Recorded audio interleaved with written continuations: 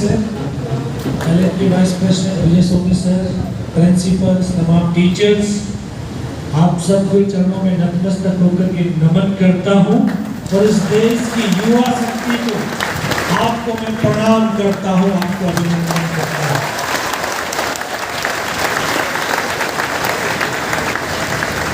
जय हिंद। ये भारत माँ के बेटों की आवाज है। हो सकती है क्या? एकदम। भारत माँ ने शेर पैदा किए, शेर, और शेर जब दहाड़ता है तो 100-100 किलोमीटर दूर तक आवाज जाती है ना? यहाँ से नजदीक बॉर्डर कौन सा है? वहां तक आवाज पहुंचनी चाहिए। पहुंचेगी नहीं? संभव नहीं है, सारी चीज संभव है। Yes sir. जय हिंद।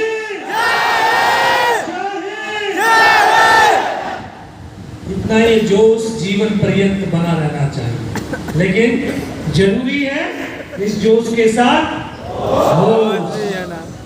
अगर होश से चलेंगे तो ये जोश दुगनी ताकत देता हुआ चलेगा, दुगनी।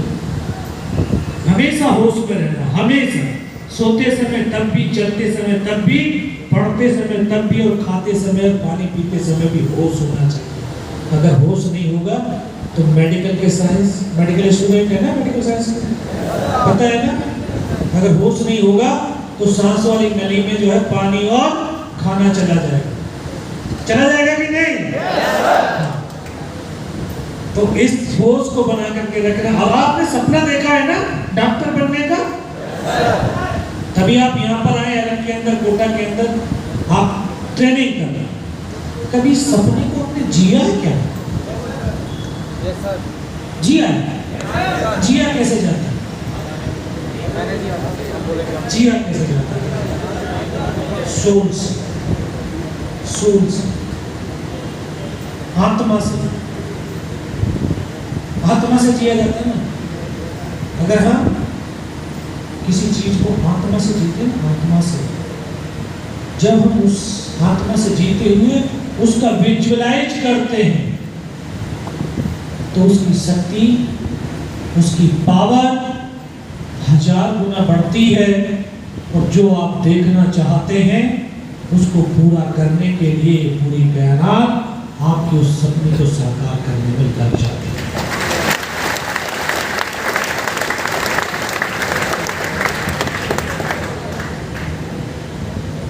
अभी तक आपने फिजिक्स, केमिस्ट्री, बायो के बहुत सारे फॉर्मूले पढ़े ना?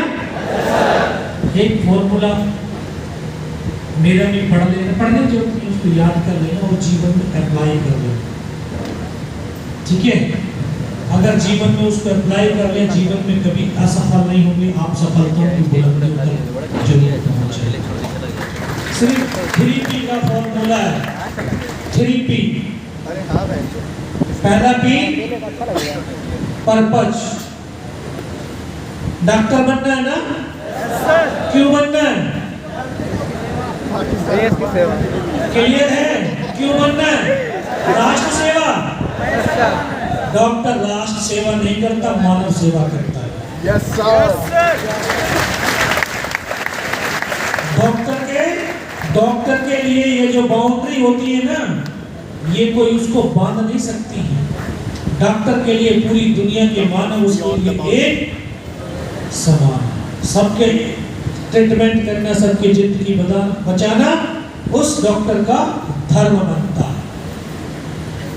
तो अगर हमें पर्पज क्लियर है तो इस पर्पज को प्राप्त करने के लिए दूसरा P स्टार्ट होता है। उसको क्या बोलते हैं? पैशन, जुनून, वो पागलपन, वो दीवानगी। और ये पागलपन, दीवानगी, जुनून, अगला तीसरा जो P है कौन सा हो सकता है? परफॉर्मेंस, कि आपकी परफॉर्मेंस को कितनी ऊंची बुलंदियों तक पहुंचा सकता है, ये आप भी नहीं जानते और दुनिया भी नहीं जानते। क्योंकि जो एज है ना, ये अभी आपकी एज, इस एज में जोश है, जुनून है, ऊर्जा है, शक्ति है, भावनाएं हैं, संवेदनाएं हैं, और अगर ये भावनाएं, संवेदनाएं, ऊर्जा और शक्ति जिस दिशा की तरफ चलेगी, उसी दिशा के तरफ आपकी फतेह ही फतेह, फतेह, इसमें कोई दो राय नहीं। और ये परफॉर्मेंस, पैशन, ये आपको अगले 30-40 मिनट के अंदर एहसास होगा कि इस अवस्था की जो ऊर्जा की ताकत है वो कितना जुनून पैदा करती है और उस जुनून से कितने परफॉर्मेंस को ऊपर पहुंचाती है, ये आप अगले 40 मिनट के अंदर देखेंगे। जिस तरह से आप सपना देख करके यहाँ कोटा के अंदर एलन में अपने ट्रेनिंग करने के लिए आए ना, ये ट्रेनिंग पार्ट्स है। यहाँ डॉक्टर नहीं बनाया जा रहा, बनाया जा रहा क्या? यहाँ डॉक्टर नहीं बनाया जाता, यहाँ पर डॉक्टर के एंट्रेंस टेस्ट की तैयारी की जाती है, उसको तैयार कराया जाता है कि ताकि आप मेडिकल कॉलेज में एडमिशन लेकर के अपनी एमबीबीएस की पढ़ाई करें और एमबीबीएस पढ़ने के बाद आप डॉक्टर बनते हैं। नहीं, मैं भी एक, जैसे आपने सपना देख करके यहाँ आए हैं, मैंने भी सपने को देखा था, देखा ही नहीं था बल्कि उसको जिया भी था।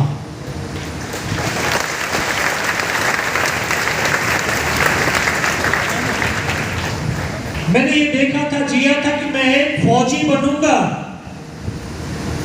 लेकिन एक युद्ध भी लड़ूंगा। आपने अभी तक सिर्फ एक सपना देखा होगा कि सफेद कोट पहना, डॉक्टर की वर्दी पहनी है और किसी क्लिनिक में बैठ करके मरीजों को देख रहे हैं, बस ये सपना देखा है। कभी इसको जो जीते ना, कभी ये देखना, महसूस करना कि 55 डिग्री टेम्परेचर में और -50 डिग्री टेम्परेचर में जहां दूर दूर तक लाशें ही लाशें पड़ी हुई हैं और उन लाशों के बीच कोई जिंदगी तड़प रही है, और एज ए डॉक्टर मैं उसको उठा करके उसकी जिंदगी बचाने का प्रयास करता हूं।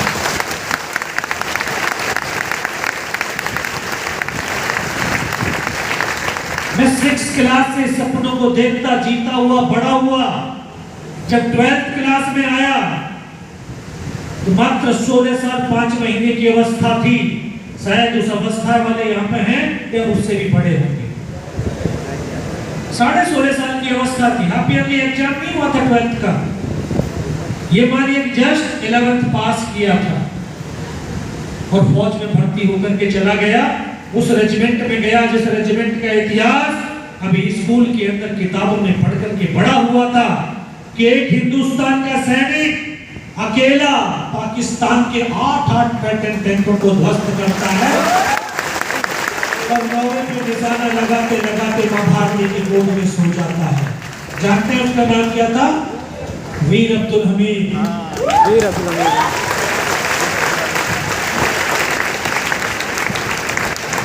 जिस तरह से आप यहाँ पर ट्रेनिंग कर रहे हैं, उसी तरह से एक सिविलियन को फौजी बनाने के लिए फौज भी ट्रेनिंग देती है और वो ट्रेनिंग आपकी तप्त भट्टी होती है। यहाँ तो कोई आपकी तप्त भट्टी नहीं, air condition classroom, air condition room आपका है, मन मर्जी के हैं। 6 घंटे की एकेडमी क्लास, उसके बाद 18 घंटे अपने रूम के अंदर। जब दिल करा खाया, जब दिल करा सो गया, जब दिल करा घूम लिए। खुद की मर्जी है ना। और कभी दिल करा तो ये 6 घंटे की क्लास भी छोड़ दी। ये भी होता ना, होता। लेकिन वहां सुबह 3:30 बजे उठना पड़ता है। सुबह 3:30 बजे से रात को 11:30 बजे तक वो जो वहां इंस्ट्रक्टर हैं, जो टीचर हैं, वो शिक्षक हैं, वो अपनी क्षमता से, सक्षमता से 9 महीने तक इसी रूटीन में उस आग की भट्टी में तपाते हैं। तब जाकर के एक सिविलियन फौजी बनकर के बाहर आता है।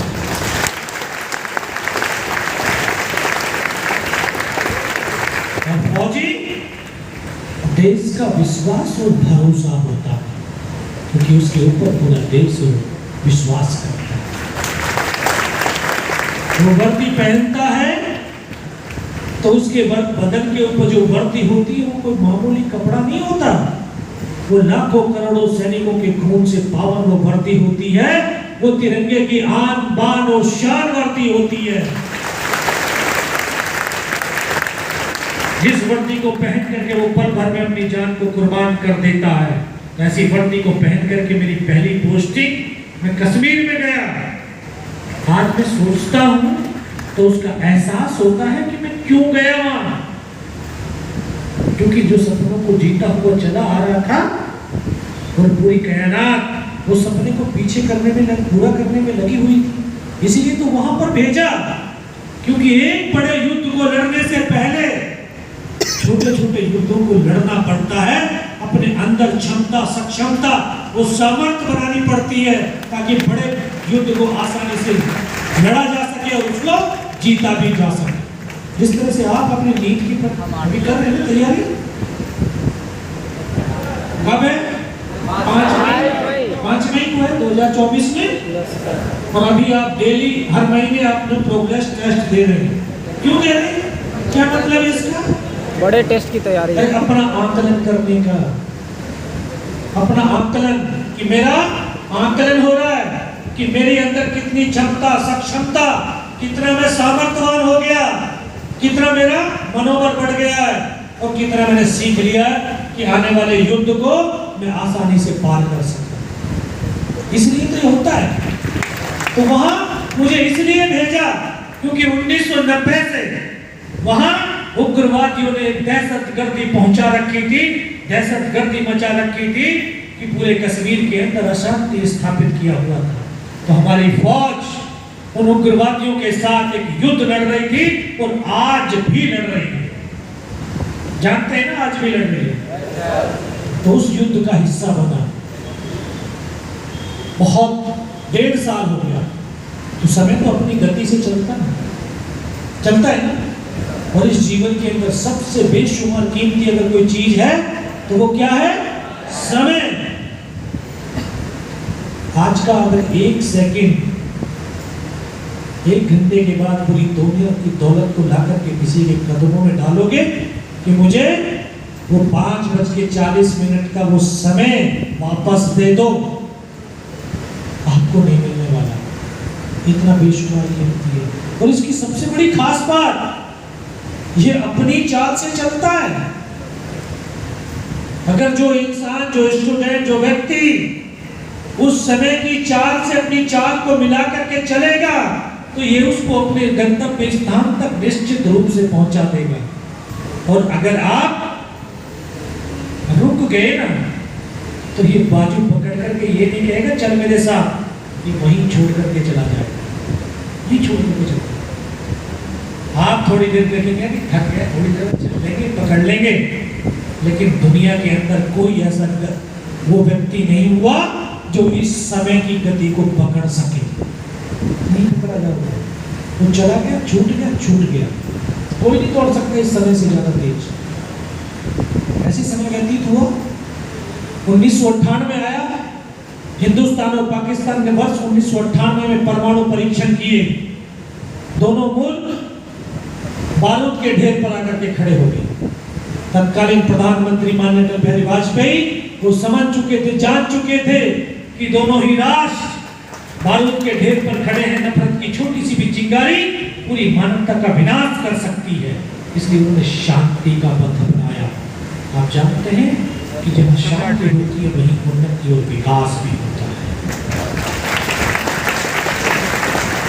और ये राष्ट्र के लिए नहीं है, समाज के लिए नहीं है, ये एक इंसान के लिए भी है।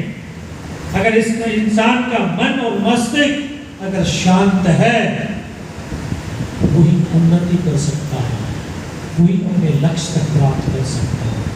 क्योंकि हमारे मस्तिष्क में जो विचारों का द्वंद्व चलता है, युद्ध चलता है, वो हमें हमेशा भटकाता है पीछे, हमारी एनर्जी को नष्ट करते हुए चलता है।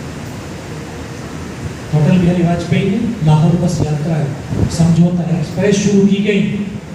बहुत बड़े स्तर के ऊपर सौहार्दपूर्ण मैत्रीपूर्ण वातावरण बनता चला गया, लेकिन पाकिस्तान का जनरल परवेज मुशर्रफ वो नहीं चाहता था कि दोनों देशों की आवाम के बीच शांति हो।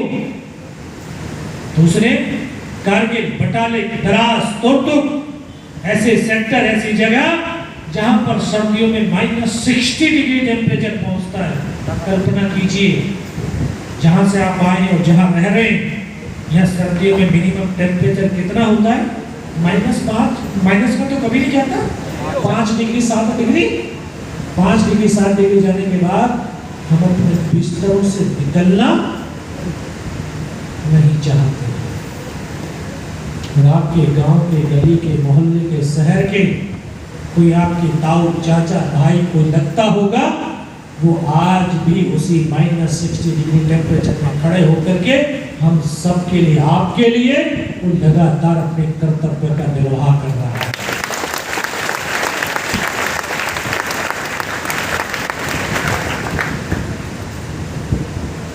हम पानी की तो बात अलग, खून भी जमता है, और खून की तो बात ये अलग, हड्डियां भी जम जाती हैं, हड्डियां भी जमती हैं वहां। ऐसी परिस्थितियों में भी हिंदुस्तान के बेटे लगातार अपने कर्तव्य, अपनी ड्यूटी का निर्वाह करते हैं। उनको कोई फर्क नहीं पड़ता, कोई फर्क नहीं पड़ता। उनके अंदर एक उमंग, एक जोश, बस यही बना रहता है। आप लोग एक थैंक बोलते हो ना सिर्फ, है ना? उस थैंक्स की पावर वो समझता है, ताकत को समझता है। वो समझता है पूरा राष्ट्र मुझसे प्रेम करता है, तो उस प्रेम के लिए अपने आप को कुर्बान भी कर देता है। कितनी ताकत है आपके थैंक्स के अंदर। हाँ, तो कारगिल, बटालिक, द्रास सेक्टर में ये एक समझौता था कि दोनों सेनाएं चोटियों के ऊपर से नीचे उतर करके आ जाएंगी। हमारी सेना एक अनुशासन प्रिय सेना है, क्योंकि ये राष्ट्र अहिंसा का राष्ट्र, शांति प्रिय राष्ट्र है, और इस देश के जो नागरिक हैं वो अपने देश के कानून को मानने वाले देश नागरिक हैं। हम उसी कानून के तहत फौज हमारी नीचे आई, लेकिन पाकिस्तान की फौज नीचे में जाकर के उन्होंने तमाम हमारी चौकियों के ऊपर कब्जा कर लिया। इतनी भारी संख्या में मैन पावर, अम्युनिशन, इक्विपमेंट, एडमिनिस्ट्रेटिव तमाम स्टोर बहुत भारी मात्रा में वहां पर इकट्ठे कर दिए। उन्होंने कभी सपने में भी नहीं सोचा था कि हम यहाँ से वापस जाएंगे, लेकिन भूल गए ये हिंदुस्तान की मिट्टी है, और इस मिट्टी में सिंगड़े और शेर पैदा होते हैं।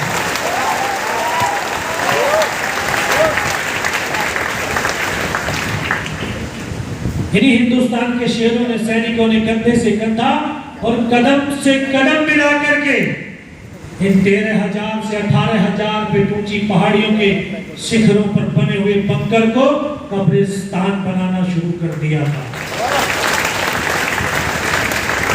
ये पिक्चर आपने बहुत बार देखी होगी, बहुत बार देखी है, महाभारत की पिक्चर है।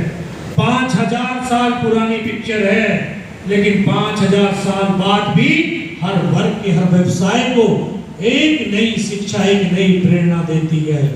ये पिक्चर देखने से आपको समझ में आ रहा होगा, ये बताती है, सिखाती है, दर्शाती भी है कि जब व्यक्ति चारों तरफ से चुनौतियों से घिर जाए, हताश और निराश होने लगे, और मन हथियार डालने पर विवश हो जाए, तो अपने जीवन की डोर, अपने जीवन की सारथी को सौंप देना चाहिए।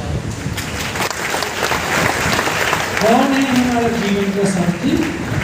हमारे पेरेंट्स, हमारे शिक्षक हमारे जीवन की सारथी हैं।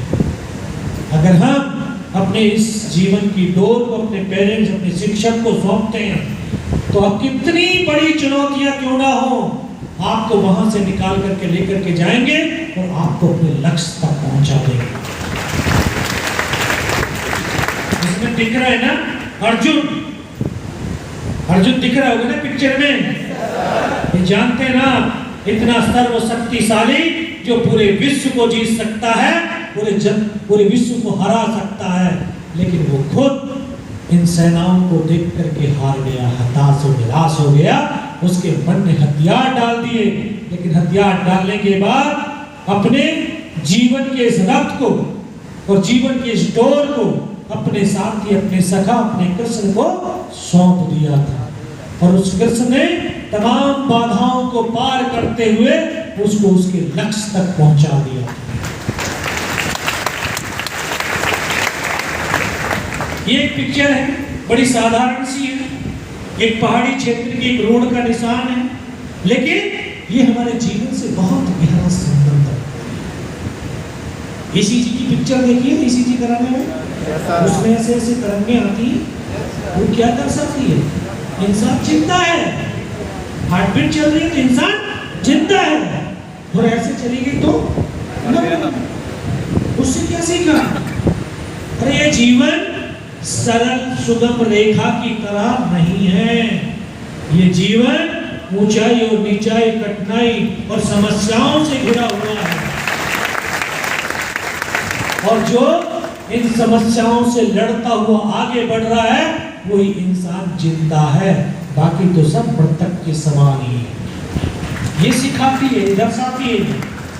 ये पिक्चर आपको नहीं जानते इस पहाड़ी का नाम, लेकिन कारगिल वार मेमोरियल की पिक्चर तो देखी होगी। कारगिल वार मेमोरियल इसी पहाड़ी की तलहटी में बना हुआ है, और इस पहाड़ी का नाम तोरलिंग टॉप। इस पहाड़ी पर हमने 22 दिन तक युद्ध लड़ा था, और इस 22 दिन के दौरान 26 मई को भारतीय वायुसेना के फाइटर्स इस पर बम्बारमेंट करने के लिए भी आए थे, और 28 मई को मुझे वो पल, उस समय आज भी याद है कि 3 वायुसेना के अटैकर फाइटर भी हेलीकॉप्टर फायर करने के लिए, और तीसरा वाला हेलीकॉप्टर था, जब फायर करके ऐसे इन्होंने टर्न लिया तो पाकिस्तान की फौज ने अपनी गाइडेड मिसाइल के द्वारा इस हेलीकॉप्टर को वहीं पर मार दिया। इस पहाड़ी पर लड़ते लड़ते 22 दिन संघर्ष करते 22 दिन हो गए थे, और इस 22 दिन के दौरान हमने अपने 2 ऑफिसर, 2 जूनियर कमीशन ऑफिसर और 21 जवानों को खो करके तब जाकर के इस पहाड़ी के ऊपर हमारी सेना ने विजय तिरंगा फहराया।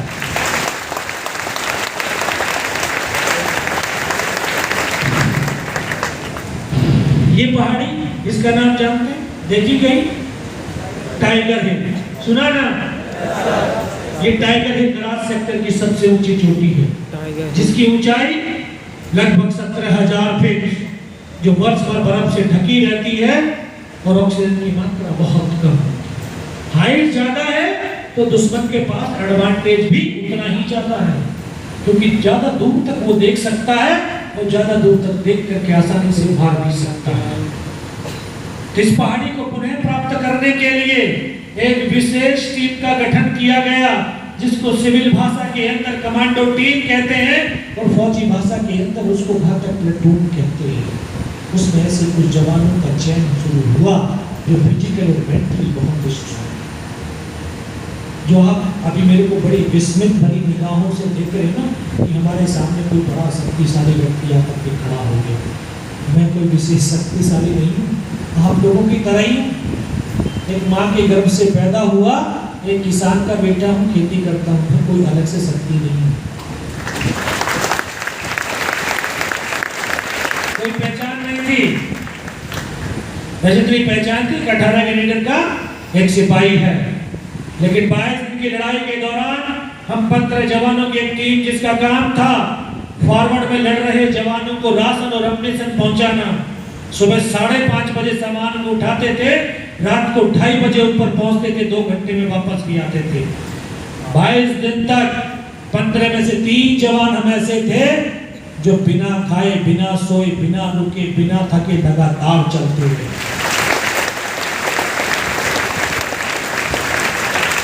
उसी काम से हमारी पहचान बनी कि ये तीनों लड़के, तीनों सैनिक फिजिकली और मेंटली बहुत स्ट्रांग हैं, इनको इस घातक प्लेटून के अंदर शामिल किया जाए। इस तरह से मुझे उस टीम का हिस्सा बनने का सौभाग्य मिला।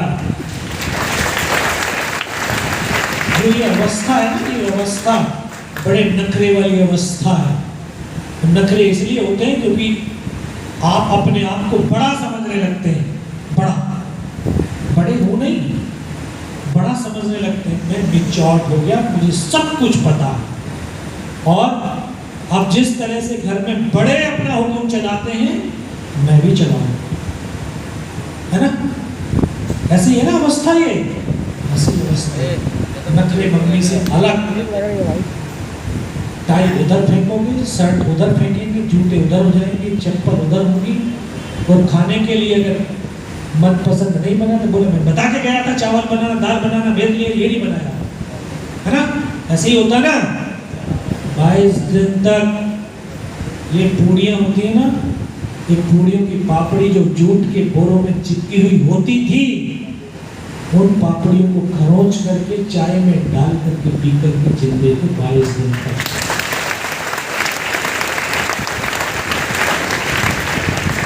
तब जाकर के आप व्यक्ति की पहचान किसी औहदे या रैंक से नहीं है। अब वो इतना बड़ा वो बन गया, इतना बड़ा वो बन गया। आपके कर्म आपकी पहचान बनाएंगे, औहदा आपका पहचान कभी नहीं बना सकता।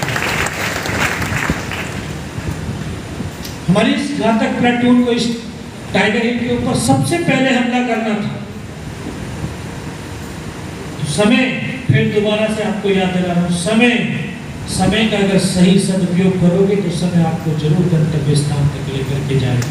हमें मालूम था ना, अरे हाइट ज्यादा है, दुश्मन दूर से दूर देख सकता है और दूर से दूर देख करके तो मार भी सकता है। और बहुत सारे लोगों की नहीं मेंटेलिटी बनी हुई है, फौजी है तो मरने के लिए तो है, कहते नहीं है क्या? हाँ, कहते हैं, लेकिन उनकी मेंटेलिटी को दुरुस्त करने के लिए कहता हूँ, फौजी मरने के लिए नहीं होता, फौजी मारने के लिए होता है।